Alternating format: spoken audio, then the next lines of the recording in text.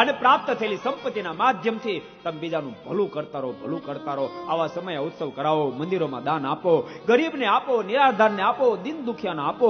અને ઊંચાઈ પ્રાપ્ત થયા પછી પણ જોજો, એટલા બધા ઊંચા તમે નહીં વી જતા કે તમને તમારા મા બાપ પણ જોવા ન ગમે. જોજો એટલી ઊંચાઈ પ્રાપ્ત કરી નહીં લેતા, ને તો ધરાશય થતા વાર નહીં લાગે.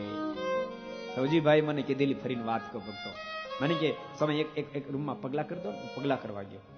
મને કે આ બાપુજીનો રૂમ છે, પણ એનો જે બેડરૂમ હતો એના કરતા ટોપ એના બાપુજીનો બેડરૂમ. અને એ કે સ્વામી બધા ભાઈઓના બાપુ જ્યાં રહેવું અહીંયા રહે, ગમે તે ઘરે રહેવું રહે, બેદાડાય જેમ એની મરજી એમ કરે. બધા ફ્લેટમાં બહુ મોટા 10-15 હજાર ફૂટના ફ્લેટો હતા. બધા ફ્લેટની અંદર બાપુજીનો સ્પેશિયલ રૂમ. બાપુજીની મરજી હોય ત્યાં રહે. અને આટલા શબ્દ જે કીધા ને ધનજી બાપા મને યાદ છે.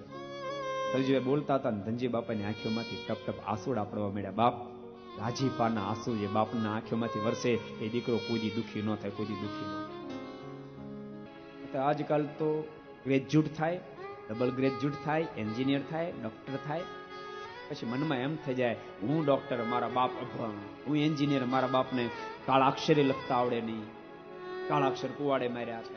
પછી મા બાપ ગમે નહીં. ફક્ત એ ભૂલ મહેરબાની કરીને કરશે. એને પેટે પાટા બાંધીને ભણાવીને તમને આગળ વધાર્યા. જોજો ને, પૂછશો નહીં. ક્યારે મનમાં એવો સંકલ્પ નહીં કરશો કે મારી ઊંચાઈની આગળ આને નાનપણ દેખાય છે. તમને જે નાનપણ દેખાય છે ને એને તમને ઊંચાઈ અપાય છે, એને તમને ઊંચાઈ અપાય છે.